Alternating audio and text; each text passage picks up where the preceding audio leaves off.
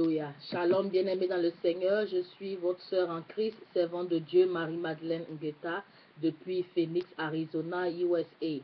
Et je vous parlais dans la première partie du message du thème combattre l'esprit de retard. Et donc, nous sommes dans la deuxième partie de cet enseignement intitulé combattre l'esprit de retard. Nous avons dit, bien-aimés dans le Seigneur, dans la première partie, que le fait que le peuple de Dieu, le peuple Israël prospérait en Égypte, bien-aimés dans le Seigneur, cela a suscité la jalousie de Pharaon et du peuple égyptien et ils les ont réduits en esclavage.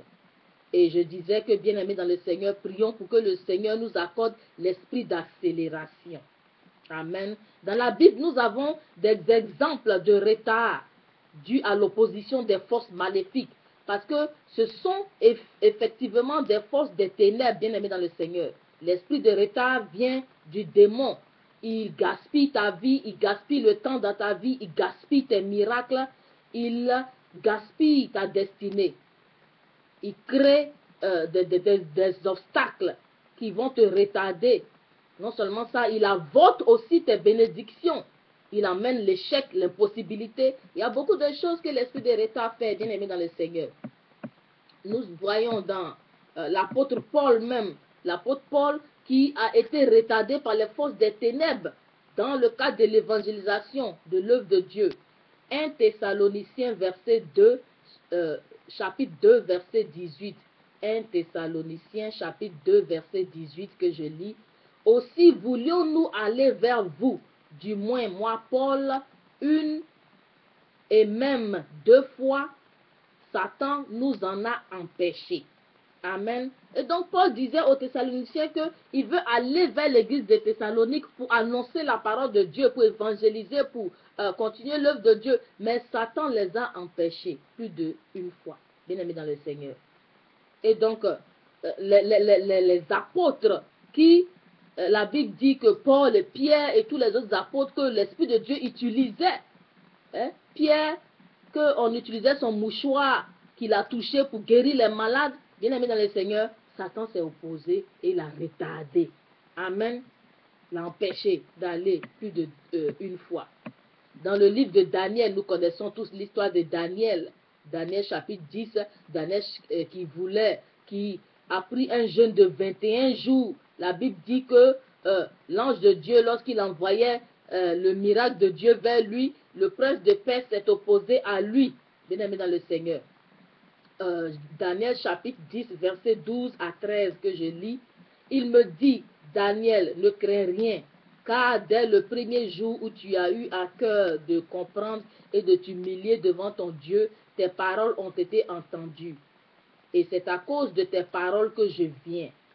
Le chef du royaume de Perse m'a résisté 21 jours, mais voici Michael, l'un des principaux chefs, est venu à mon secours et je suis demeuré là auprès des rois de Perse. Amen. Et donc, la bénédiction a été retardée. L'ange venait avec la bénédiction, mais ça a été retardé par les principautés, les dominations, les esprits méchants dans les lieux célestes. Bien aimés dans le Seigneur.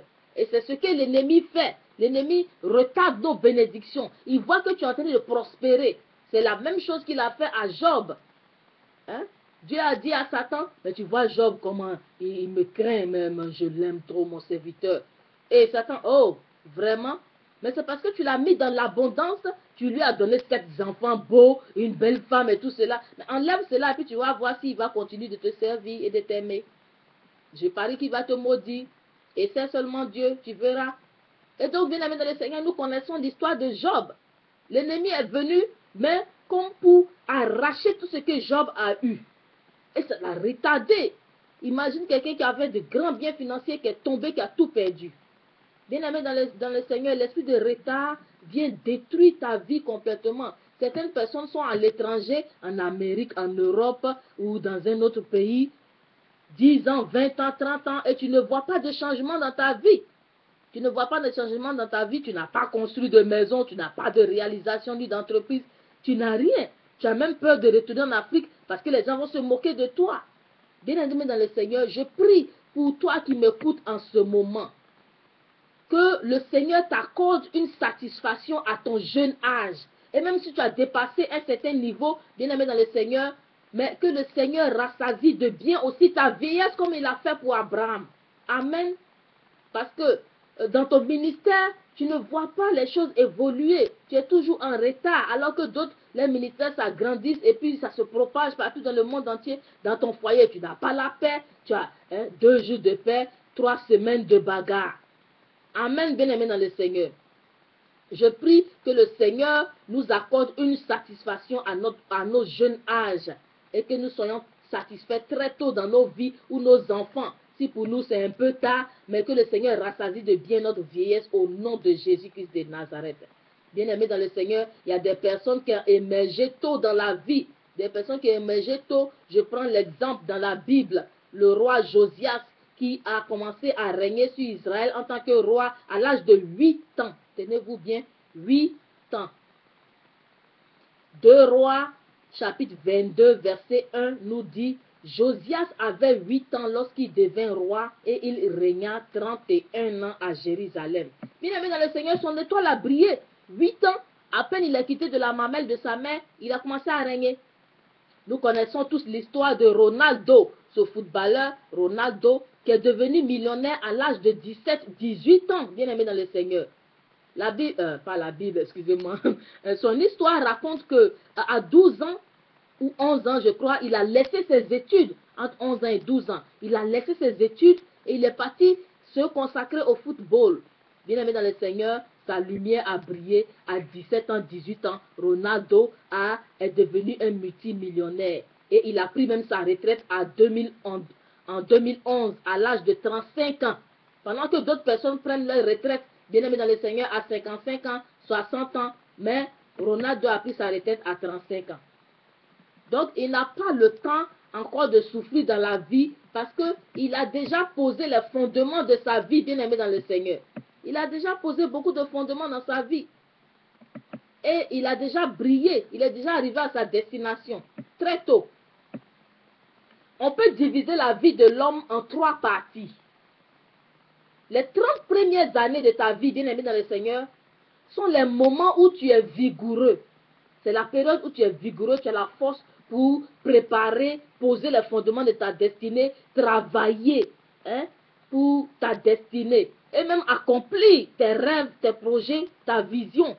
Il n'est pas tard à 30 ans d'accomplir tous ses rêves et ses projets comme nous l'avons vu pour Ronaldo. C'est le moment de travailler dur pour cela, de 0 à 30 ans. Amen. Les 30 premières années.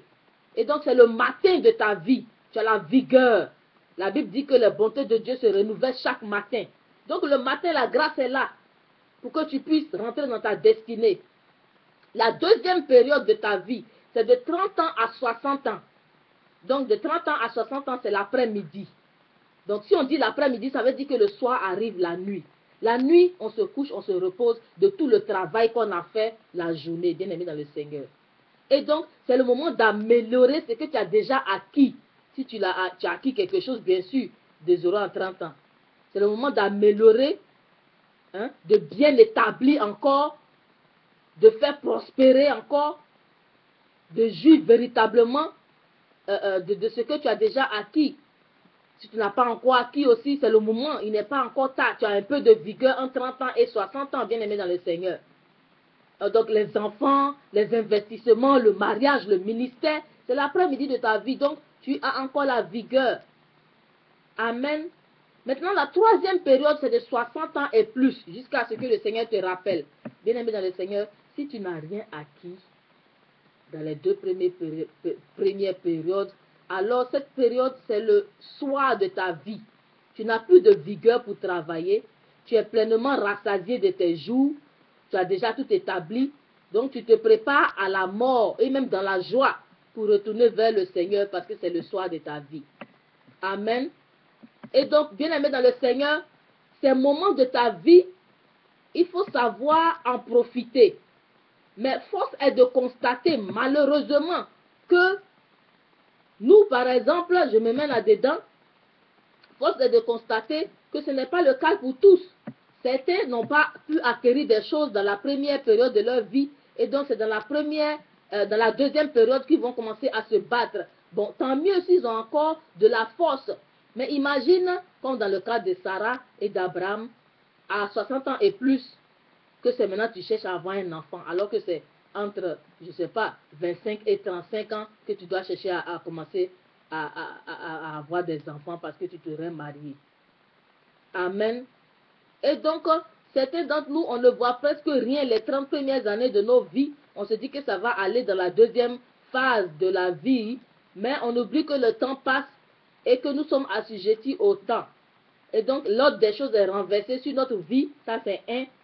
Et puis de deux, une opportunité ratée ne revient plus. La plupart du temps. Amen. Donc, évidemment, on va se tuer, mais les choses ne vont pas marcher. Parce que les choses sont renversées, comme dit le psaume. Si les fondements sont renversés, le juste, que peut-il faire? Donc, évidemment, ça ne va pas marcher. Bien-aimés dans le Seigneur, nous ne voulons pas cela dans nos vies. Et donc, je prie pour quelqu'un qui m'écoute actuellement, que le Seigneur nous accorde la satisfaction très tôt dans nos vies. Que le Seigneur nous accorde la satisfaction très tôt dans nos vies. Parce que lorsque la vie de quelqu'un est en retard, c'est comme si les forces démoniaques t'ont avalé. Il y a des esprits, on appelle les avaleurs de destinée. Ta destinée est avalée. Et donc, quand ta destinée est avalée, ton identité est aussi avalée. Tu ne peux pas te retrouver. Ton plaisir, ta joie de vivre est partie. Ta gloire a disparu. Ta gloire est enlevée. Ta vie est limitée. Amen, bien-aimé dans le Seigneur. Et quand une personne en retard, même ceux qui sont moins âgés que lui ou qui sont sous sa charge, qui normalement, qui sont en bas de toi, c'est eux qui vont te contrôler. Imagine, tu as 55 ans, tu n'es pas marié, tu n'as pas d'enfant, tu n'es pas établi financièrement. Lorsqu'il y a des réunions de la famille, bien aimée dans le Seigneur, les gens n'ont pas le temps pour toi. Tu peux dire quoi? Tu peux nous apporter quoi? Et donc, c'est ta petite soeur de 30 ans là, qui vient parce qu'elle est mariée, Dieu merci, à un homme qui a des biens, qui s'occupe d'elle et de ses enfants, et puis de toute la famille. Donc, c'est à elle toujours que le dernier mot arrive. Amen, bien-aimé dans le Seigneur. Nous ne voulons pas cela dans nos vies. Hein?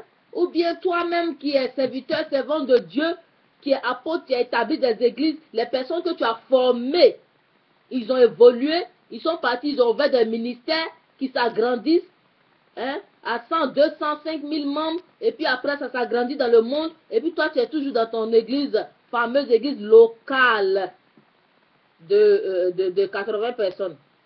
Amen. Donc vous voyez un peu, non, c'est l'esprit de retard. Nous refusons cela au nom de Jésus-Christ de Nazareth. Amen. Et donc nous allons voir la troisième partie et la dernière partie de cet enseignement. Je prie que le Seigneur nous accorde l'esprit d'accélération et rassasie même si nous avons raté des événements de nos vies, mais qui rassasie nos vies même dans la vieillesse. Amen. Nous sommes à la troisième partie. Que le Seigneur vous bénisse.